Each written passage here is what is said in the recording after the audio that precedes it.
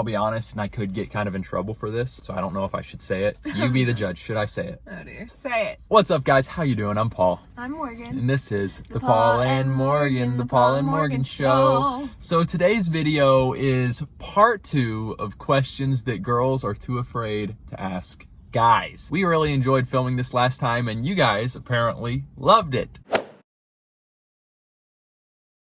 So we're going there again, and then we're probably going to even be doing a part 3. So if your questions that you wrote in on Instagram did not get covered in this one, be looking for part 3. And by the way, we'll link part 1 below because that turned out to be a really good video. According to you guys, not my words. If you're new here, make sure you subscribe. We make Christian videos on life, love, and dating to help you have hope And be free. Our patron shout out of the day is Tina H. Someone AKA very my mom. dear to our hearts. Thank you so much for supporting us. Your support means a lot. Thank you to all our patrons for pouring into this channel and supporting us monthly. We're going to be doing a Zoom chat with our patrons later on this week. So if you guys want to join into that, sign up below or just go to patreon.com/Paulandmorganshow. Love to have you guys. How do guys feel about girls telling their friends all the details about their dates and their phone calls? I don't think guys care. I don't think that's something that guys are too concerned about. I mean, I think a guy honestly would be kind of flattered to know that maybe they've been dating a girl for a little while and she's Loving telling her friends. Yeah, excited about the guy, excited about them as a couple, and she's spilling the details of how the date went and about what she likes about the guy. Yeah. All right, give me a juicy one. Give me a juicy one. I'm ready. I've waited my whole life for this. All right. Flipping the script from our last video on asking questions, do guys shave down there? Do guys shave down there? Do you groom yourselves like girls do? I think from personal experience and being around other guys and having this discussion, guys are going to be slower to groom down there than girls are. And I think there are a decent amount of guys that are like, it's what it is down there until their future wife makes them trim the bushes. Encourages them, makes them. And I've seen guys that are like, no, I just want it to be a little more trim down there, so they will tend to it. But at least my perspective, I don't think it's near as much as the attention girls give it down there. Stay calm though, ladies. Just stay calm. It's not something you need to think too much about right now.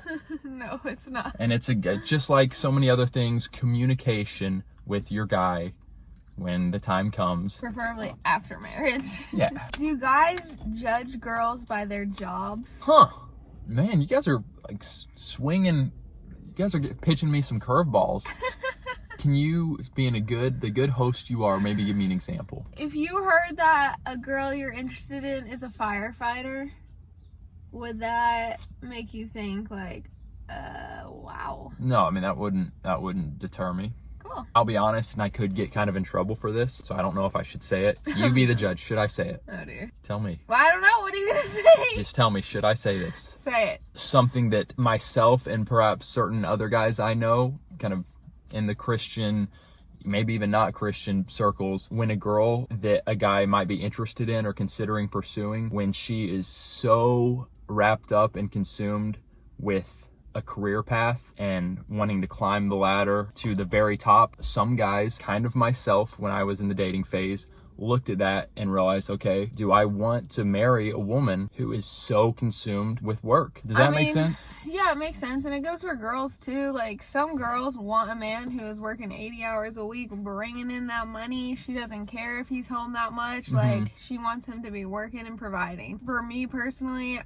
I want my husband to make lots of money, but I would much rather prefer me getting more time with him and him getting to be involved in helping me raise our children and take care of our home, like whatever. Yeah, because I have no problem with my future wife having jobs, working, following her passions, but thinking like, okay, if she's working these long hours at this very demanding job, that means she isn't going to be spending as much time with our future kids. That means our future kids are going to be probably in daycare and stuff like that, which for me, I would rather have my wife being able to dedicate more time to them. Yeah. So Paul and I had a serious conversation when we were dating / we might have been, no, we were dating still. about my music career because I was pursuing music very seriously and I was signed with a label and whatnot. We talked just like, you know, if I start to go on tour or whatever, like, are you gonna want to do that? And he had to really think about that, and his answer was, yes, girl, you work hard, I'll write my books. I was, you know, picturing, okay, this could work out, like we could really make this work. But there are some things when a girl says, you know, I'm gonna be the head doctor at so-and-so, it's like, okay, that's a big deal, and I'm going to think through this. And I do think that's the case with a number of guys. Once again, guys, I got to give a disclaimer that my voice is not speaking for every guy out there. I'm a Christian male giving my perspective, and a lot of times guys do think fairly similar on certain things. So I hope that my opinion gives good insight for the guys as a whole, but don't take me to like, Wow, thank you for that. Next question is, why do guys find boobs so attractive? All right, I could just get super like goofy with this one, but I'm not going to. You can go back to you can go back to the very beginning, I'm sure.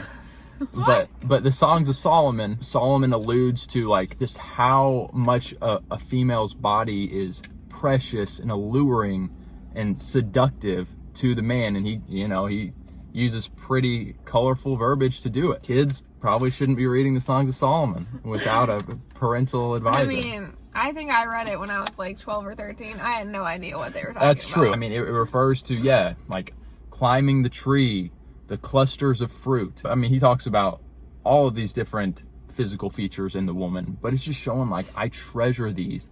I love these parts of my wife, of my woman. There's something just like sacred and sensual and exciting. So yeah, guys are captivated and excited about these different physical parts in a woman. Also, and this might just be me thinking this, but I feel like, you know, God created women's bodies to be beautiful and life-giving. We literally birth a human being out of our own body, and also like our breasts are made to sustain that life. I think that God created men's DNA to like know that and just be very attracted to like, this woman, she gives life, she carries my child, like those breasts sustain my child's life. It's a beautiful, attractive thing. So yep, twin fawns of a gazelle.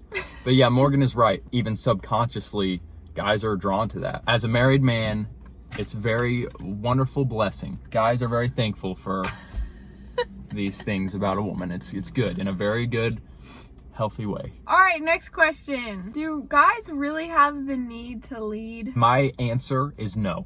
Wow. I don't.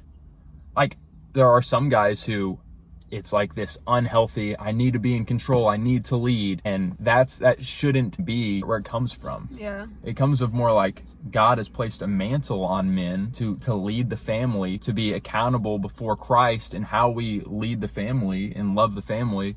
But it's not something that all men are like, yeah, I can't wait. It's not. It's not the case for me. There are certain times where I'd be like, man, I would just so much just rather give this to Morgan and say, and I do give Morgan, like, there are plenty of times where I'm like, Morgan, please, you got this. Like, but sometimes when it's like a really tough situation, a tough decision, and I'd rather just say, Morgan, you do it all. But it's like, no, I mean, I'm called to step up in this area. That's a good answer, babe. Yeah, I think for men, like, leading needs to come from a very humble heart and recognizing, like, God has called you into that, and so stepping into that, just as women, like, have things to step into as well. Yeah, it's a guy's responsibility to grow in that and to get help, go to the Lord, to have friends to keep you accountable. All right, next question. Keep them chopping. How can we nicely tell you that you need to dress better? Woo!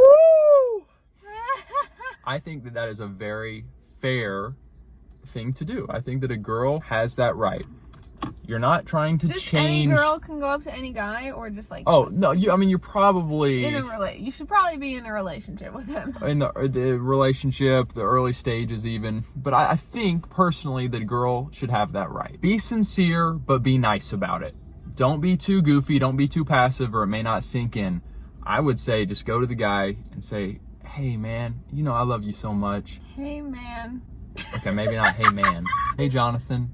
You know, I care about you so much. I just really appreciate style and fashion, and I was gonna see if maybe we could go shopping together. Those baggy cargo pants and shirt that you got in 9th grade is 28 now. And you're 28 now. Could we maybe up your wardrobe a little bit? I think most guys would say, okay, you know. Most guys would probably be like, oh wow, I didn't even realize. A lot of guys can be kind of clueless. And if they know that it means a lot to the girl that they really like or love, like, I feel like they're gonna step it up. Yeah. But yeah. you have to make it clear. You got to make it clear to them. There's a sweater that I have that I really liked, and I thought Morgan really liked, and then one day she's like, Paul, I don't like that sweater. And she said that maybe a month and a half ago. I haven't worn it once since then. Because it's not that big a deal. If it's a sweater that I love and just can't part with, then I might wear it on occasion.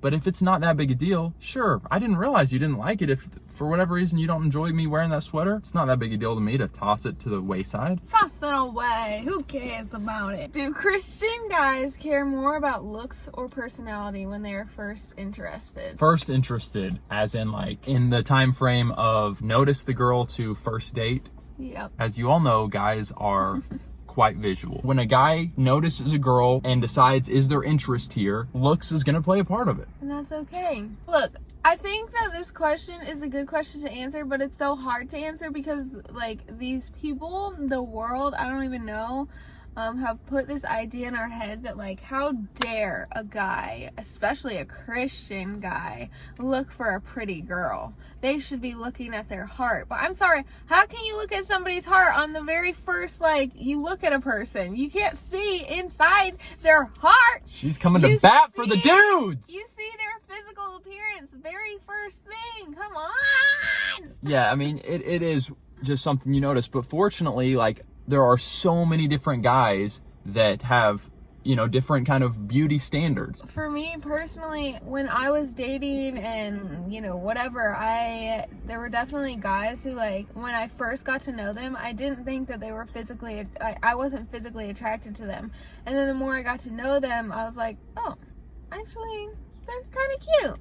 So also there's that side of it too. I think that works for guys as well. Like, you might not be super physically attracted to a girl at first glance, but then you get to know them and their personality, and that makes them that much prettier. Great point, because I'm kind of answering this question from maybe you don't have a friendship with the person, you're just coming in, you're noticing girls that you don't know very well. But like Morgan said, and that's why it's important to be cultivating godly friendships, to be around young single people, to get to know them, because if you're just getting to know people as friends, like Morgan said, you're going to be like, man, I really appreciate this person's personality, and attraction can grow. Thank you, Paul. We are grateful for your man brain. You're welcome. Comment below, let us know, dudes, did Paul answer similarly to how you feel? If not, let the ladies know. I appreciate comments from the dudes in this video. And ladies, please let us know if you need us to expound on anything. Maybe the dudes in the comment section can help me expound. Let us know if anything that was said surprised you. How do you react to these type of things? Give this video a thumbs up if you enjoyed us doing a part 2. Woo! And thumbs up. Like, if we can get a lot of thumbs up, that's more of an indicator that we need to do part 3 and so forth. So let's go. I've seen a number of you guys say, like, why are you in your cars? We're switching it up. We're switching it up for a little while. Might as well. Like, we're literally locked in our houses so much, so if we can film in our car, we're gonna film in our car. It's a nice little escape for us. And we're planning on redoing the Paul and Morgan backdrop, maybe the location, once we go back indoors, so be on the lookout. All right, guys, we love you all. Hope you're doing well. Have a wonderful rest of your day. We'll catch you again very soon. Have hope. And be free!